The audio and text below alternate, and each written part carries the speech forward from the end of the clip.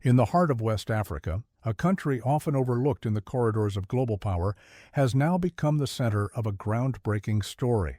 Burkina Faso, under the leadership of Captain Ibrahim Traoré, has been pushing boundaries, rewriting narratives, and proving that innovation does not only come from Silicon Valley or European think tanks. What the world is now beginning to notice is that Africa has its own unique solutions to the challenges it faces. The most recent revelation from Burkina Faso has left experts, governments, and media outlets around the world stunned. The construction of strong, durable roads made entirely from recycled old plastic bottles. What once was discarded, waste-polluting landscapes has now become the backbone of infrastructure, transforming the very foundations of how roads are built and sustained in Africa.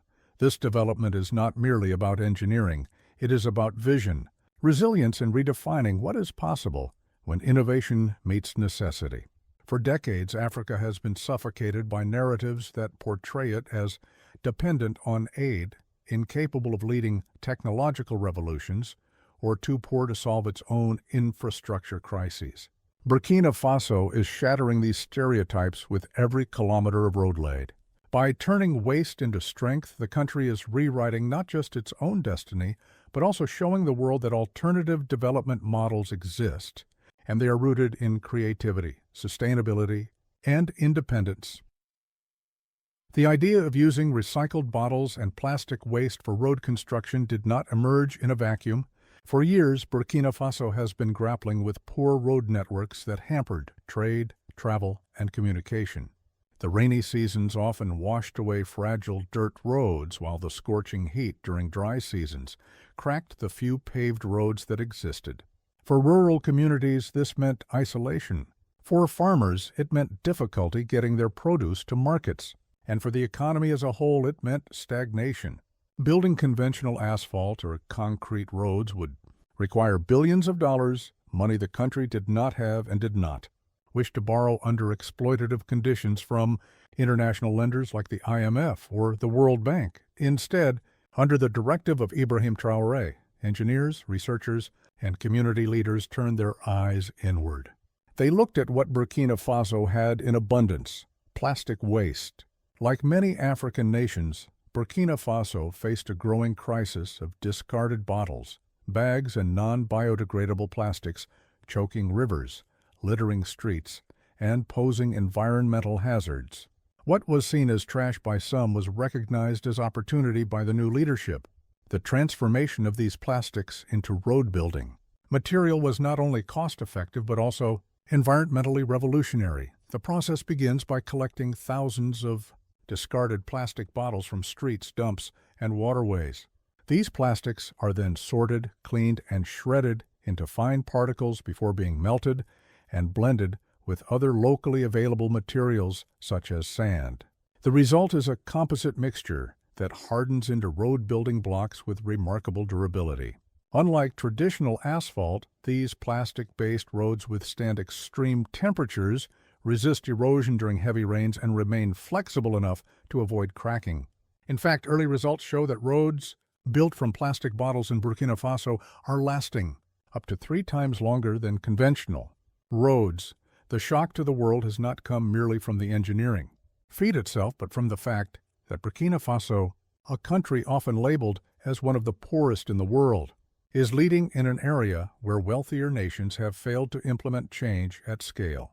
Governments in Europe and North America have discussed and tested plastic road concepts, but most remain in pilot phases or small experiments. Burkina Faso, under Traoré's leadership, has skipped the debates and gone directly into action, converting entire networks of rural roads into plastic-based infrastructure. This achievement has implications that extend far beyond Burkina Faso's borders. Other African countries, long plagued by the same infrastructure and waste challenges, are now watching closely. If replicated across the continent, this innovation could spark a revolution in road building, create millions of jobs in waste collection and processing, and drastically reduce the environmental impact of plastic pollution. It would also mean that Africa could leapfrog traditional infrastructure models, avoiding the costly and unsustainable approaches often pushed by external contractors and multinational corporations.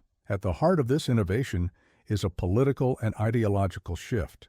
Traore has repeatedly emphasized that Africa's future must not depend on external actors who historically exploited its resources while offering little in return. By using waste materials that were once seen as burdens, Burkina Faso is demonstrating that self-reliance and creativity are the true keys to sovereignty. Each plastic road is more than infrastructure. It is a declaration of independence, a rejection of neo-colonial economic traps, and an affirmation that Africans can solve African problems with African solutions. The reactions from global powers have been mixed. Environmental organizations have hailed the project as a model for sustainability and circular economy practices. Engineers and urban planners around the world are studying Burkina Faso's methods, astonished at how the country has scaled up what many believe to be only a laboratory idea. At the same time, traditional infrastructure companies that profited for decades from Africa's dependence on imported cement, asphalt, and foreign contractors are uneasy. The success of plastic roads threatens to undercut their dominance and expose the inflated costs they imposed on African governments. Meanwhile, ordinary Burkina-based citizens are already feeling the benefits. Farmers in rural areas who once struggled to transport goods are now traveling on solid all-weather roads that withstand heavy trucks and long journeys. Children can reach schools more safely, health workers can access remote communities, and trade within and beyond Burkina Faso is expanding. For these citizens, plastic roads are not just an experiment, they are a lifeline. The symbolism of building strength from waste cannot be ignored. For decades, the global narrative has framed Africa as a dumping ground for the world's problems, whether it be waste, poverty, or instability. Yet Burkina Faso is proving that what the world discards can be transformed into resilience. Plastic bottles once associated with pollution now symbolize progress. Every road paved is a metaphor for Africa's journey, rough, long, and often neglected, but now being rebuilt with ingenuity and courage. International observers also note that this project is redefining the image of African leadership. Traore is being hailed not just as a military leader who stood against neo-colonialism, but as a visionary willing to take risks for the betterment of his people. While critics dismiss him as inexperienced or radical, the results on the ground speak louder than political rhetoric. Roads built from old bottles are changing lives, and that success cannot be denied. If scaled further, Burkina Faso's model could spark a global conversation about infrastructure, sustainability, and justice.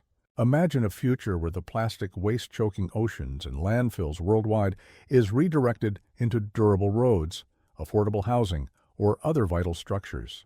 Burkina Faso has lit a path forward, and the question now is whether the rest of the world will follow. For Africa, this breakthrough represents more than an environmental or economic victory. It is a cultural one. It embodies the principle of Ubuntu, the African philosophy that emphasizes community, resilience, and interconnectedness. By turning discarded waste into something that benefits everyone, the people of Burkina Faso are showing that progress is not just about technology, but about values, choices, and courage. As global attention grows, one thing is clear: the world did not expect a small West African nation to pioneer one of the most transformative infrastructure revolutions of the century. And yet, here we are. Burkina Faso, guided by the vision of Ibrahim Traoré, has stunned the globe by proving that, from old bottles, strong roads can be built, and with them, a new path for Africa's future.